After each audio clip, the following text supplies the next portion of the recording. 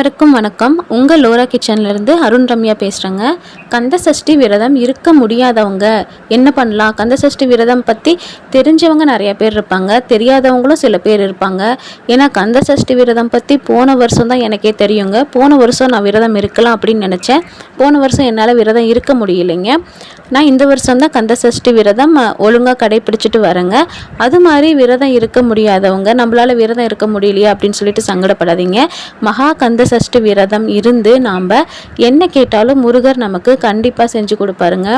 முக்கியமாக சஷ்டியில் இருந்தால் அகப்பையில் வரும் அப்படின்னு சொல்லுவாங்க. குழந்தைகள் இல்லாதவங்க கண்டிப்பாக நீங்கள் இந்த சஷ்டி விரதத்தை மேற்கொள்ளலாங்க. அப்படி நாம் இந்த சஷ்டி விரதம் பற்றி தெரியாமல் நம்ம விட்டுட்டோமே அப்படின்னு சொல்லிட்டு நீங்கள் சங்கடப்படாதீங்க. கந்த சஷ்டி விரதம் இருக்க முடியாதவங்க இந்த ஒரு நாள் மட்டும் நீங்கள் முருகனை இப்படி வழிபடுங்க. விரதம் இருந்த முழு பலனும் உங்களுக்கு கிடைக்குங்க.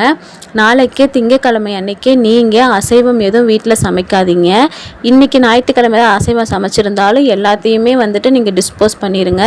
சுத்தபத்தமாக வீட்டை ரெடி பண்ணிக்கோங்க. நீங்களும் சுத்தபத்தமாக தலை குளிச்சு பூஜை ரூமையும் ரெடி பண்ணி வச்சுக்கோங்க. ரெடி பண்ணி வச்சுட்டு சுத்தமான சைவ படையல் ஒன்று முருகருக்கு ரெடி பண்ணுங்க. ஒரு சாம்பார், ஒரு அப்பளம், பாயசம், அவருக்கு நெய்வேத்தியம், அது மாதிரி நீங்கள் ரெடி பண்ணிக்கோங்க.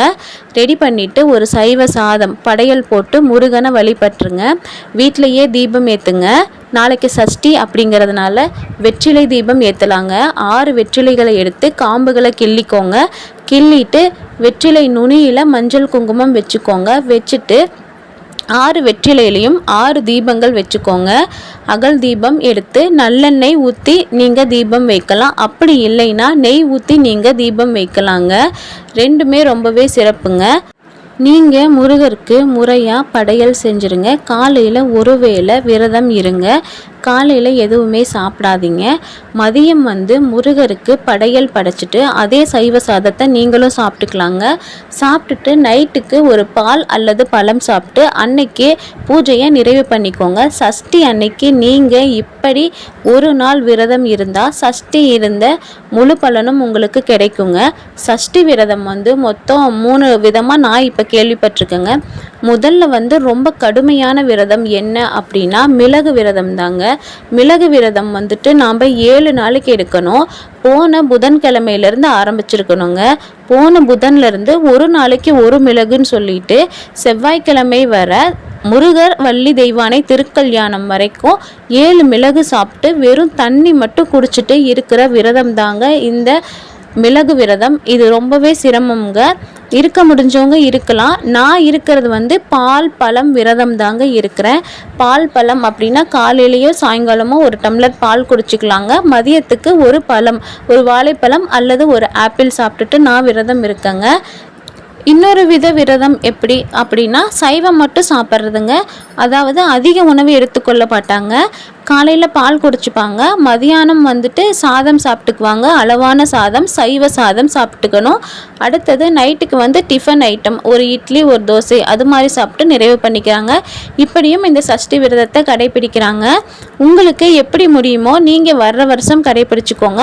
இந்த வருஷம் கடைப்பிடிக்க முடியலைன்னா நான் சொல்கிற இந்த ஒரு நாளில் மட்டும் நீங்கள் கண்டிப்பாக திங்கட்கிழமை இந்த சஷ்டி விரதம் இருங்க. மகா கந்த சஷ்டி விரதம் இருந்த முழு பலனும் உங்களுக்கு கிடைக்குங்க. இப்படி நீங்கள் விரதம் ஒரு நாள் இருந்தீங்கன்னா அடுத்த நாள் எல்லா முருகர் கோவிலையும் முருகர் வள்ளி தெய்வானை திருக்கல்யாணம் நடக்கும். திருக்கல்யாணத்தில் போய் நல்லா கலந்துக்கோங்க. கலந்துட்டு நீங்கள் அந்த அன்னைக்கும் சைவ சாப்பாடே சாப்பிடுங்க. அதுக்கப்புறம் நீங்கள் எப்பயும் போல் ரொட்டீன் லைஃபுக்கு வந்துக்கலாங்க. இதோடு நமக்கு மகா கந்த சஷ்டி விரதம் நிறைவு பெற்றதுங்க. திருக்கல்யாணத்தை பார்க்கும்போது முருகர் அந்த கல்யாணத்தப்போ ரொம்ப சந்தோஷமாக இருப்பார். நம்ம என்ன கேட்டாலும் எல்லா வரங்களையும் வாரி வாரி கொடுப்பாருங்க. கந்த சஷ்டி விரதம் இருக்கும் அனைவருக்கும் என்னோட மனமார்ந்த வாழ்த்துக்கள். எல்லாரும் நல்லபடியாக விரதத்தை முடிங்க. உங்களோட வேண்டுதல்கள் அனைத்தும் முருகன் கண்டிப்பாக நிறைவேற்றி வைப்பார்.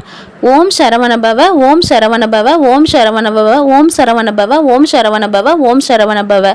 இந்த பதிவு உங்களுக்கு பிடிச்சிருந்தா நம்ம சேனலை மறக்காமல் சப்ஸ்கிரைப் பண்ணிக்கோங்க, லைக் பண்ணுங்கள், தொடர்ந்து வாட்ச் பண்ணுங்கள். மற்றும் ஒரு பதிவில் சந்திக்கலாங்க. நன்றி.